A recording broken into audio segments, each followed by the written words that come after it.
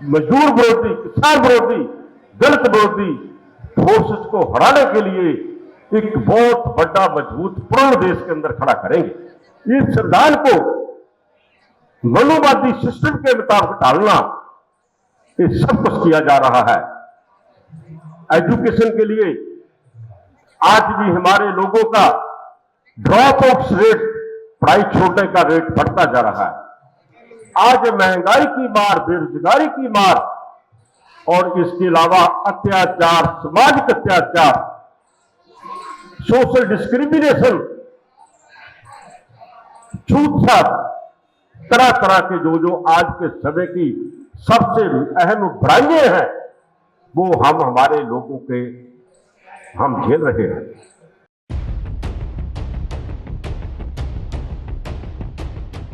हमारे अध्यक्ष मंडल, member parliament,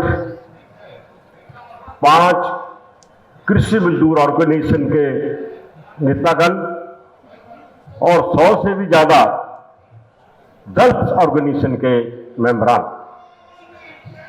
आज सबसे पहले मैं आपको इस बात की बधाई देता हूं कि देश के अंदर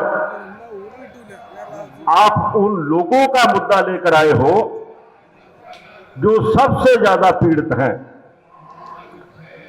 इस समाज का एक रिश्ता जख्म है, एक बीपिंग वुंड है। 76 साल की आजादी के बाद भी आज हमारे लोगों के मसले हल नहीं हुए।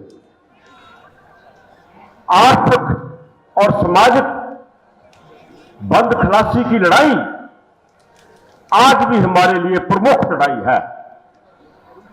देश का संविधान लागू हुआ, उस संविधान के अंदर जो हमारे राइट्स थे उनको भी सही तरीके से लागू नहीं किया गया। आज सबसे गरीबी की रेखा के नीचे कृषि मजदूर, भूमिहीन खेतीहर मजदूर,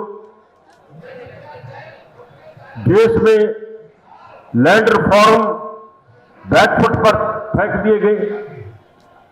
एम्प्लॉयमेंट का सवाल, रोजगार का सवाल, जो सबसे मेन क्वेश्चन है,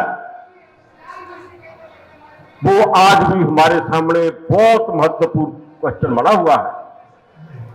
जहां के लोग लगातार साल पर काम नहीं मिल रहा, काम की तलाश से एक स्टेट छोड़ करके दूसरी स्टेट प्लान कर रहे हैं। सबसे ज्यादा आज महंगाई की मार, बेरोजगारी की मार और इसके अलावा अत्याचार, सामाजिक अत्याचार, सोशल डिस्क्रिमिनेशन, छूतछात, तरह तरह के जो आज के समय की सबसे अहम बुराइयां हैं, वो हम हमारे लोगों के हम झेल रहे हैं। इसलिए आप आए हो उन मुद्दों को लेकर। अगर ये 70 साल में जो सवाल हल हो गए होते तो हमें आने की कोई जरूरत नहीं थी। आज भी ये लोग सबसे ज्यादा असुरक्षित लोग हैं, unprotected section of the society है। ये उनको इकट्ठा करने का प्रयास जो किया है, सबसे पहले मैं सभी जो ऑर्गेनाइजर हैं उनको इस बात की बधाई देता हूं। शहीद आजम भगत सिंह ने ठीक कहा था कि मेरे देश के अछूतों दलितों, आप जितनी देर तक इकट्ठे नहीं होंगे आपके मसले हल नहीं होंगे। जब आप इकट्ठे हो जाएंगे, किसी की जरूरत नहीं है कि आपके सवालों को वो इग्नोर करे। रियलाइजेशन हमारे सामने बहुत बड़ा सवाल हम लेकर ये आए हैं। देश में भूमि सुधार हो, देश में एम्प्लॉयमेंट की गारंटी हो, कृषि से लोग बाहर निकल रहे हैं और उसका बदलवा जो अल्टरनेटिव जॉब है वो सरकार देने के लिए तैयार नहीं। मनरेगा अच्छा कानून बना हमारा देश के अंदर, एक लाइफ लाइन बना, एक जीवन रेखा बना हमारे कृषि मजदूरों की, उसके बजट में कटौती, तरह तरह के प्रावधान ला करके उसको सबोटाज किया जा रहा है। उसके बजट में कम होकर के लगातार उसको डाइल्यूट किया जा रहा है। अनेक जगह पर करप्शन की पेट चढ़ रहा है। ये सरकार 200 दिन काम और 700 रुपया दिहाड़ी देने के लिए तैयार नहीं है। ये सरकार असामियों में, पोस्टों में बैकलॉग पूरा भरने के लिए तैयार नहीं है। लगातार हमारी मेहनत से पब्लिक सेक्टर मजबूत हुआ देश के अंदर, उसमें हमारे बहुत सारे लोगों को नौकरी मिली। समाज की बराबरता का सवाल, जस्टिस का सवाल पर परिपक्व हुआ। और बाद में क्या हुआ? लगातार उसको कोडिंग के बाद प्राइवेट क्षेत्र को बेचा जा रहा है, लगातार हमारे सामने बेचे जा रहा है। और उसने भी निजी क्षेत्र में भी रिजर्वेशन देने के लिए तैयार नहीं। लगातार संगठित क्षेत्र असंगठित होता जा रहा है। कुछ लोग, इनके मित्र अडानी वानी, कारपोरेट घराने, वो लगातार मालोमाल हो रहे हैं देश के अंदर। ऐसी व्यवस्था में इनके पिछले 10 साल होने वाले हैं सरकार को, किसी ने मोदी साहब को रोका है कि आप भूमि सुधार ना लागू करो? किसी ने रोका है कि लोगों को 200 दिन काम और 700 रुपया दिहाड़ी दो? इनके आवास के लिए, प्राइम मिनिस्टर आवास योजना के लिए इनको मकान, जो सबसे बुनियादी जरूरत है हमारे लोगों की, उसको देने के लिए क्या हो रहा है? ऐलान हो रहे हैं। कहां गई वो स्कीम? किसी ने मोदी को रोक दिया कि 5,000 रुपया ओल्ड एज पेंशन, समाज की सुरक्षा के लिए उनको पेंशन तो कम से कम दो। किसने समाज में बूढ़ा नहीं होना, किसने रोका है? एजुकेशन के लिए आज भी हमारे लोगों का ड्रॉप आउट रेट, पढ़ाई छोड़ने का रेट बढ़ता जा रहा है। एजुकेशन पर पूरा अटैक का निजी क्षेत्र में कमर्शियल एजुकेशन हो रही है। इसके अलावा अत्याचार, दिन दिहाड़े लगातार अत्याचार कर रहे हैं। मध्य प्रदेश दलित आदिवासी के ऊपर पेशाब करने की घटना, शर्मनाक किस्म की घटना, और संविधान को तोड़ मरोड़ करने की पूरी कोशिश, और इसके अलावा इस संविधान को मनुवादी सिस्टम के मुताबिक डालना, ये सब कुछ किया जा रहा है। बहुत सारे धार्मिक नेता, बड़े बड़े पहलवान मोदी सरकार की पिठ पर आ रहे हैं कि हम ऐसा राष्ट्र बनाना चाहते हैं।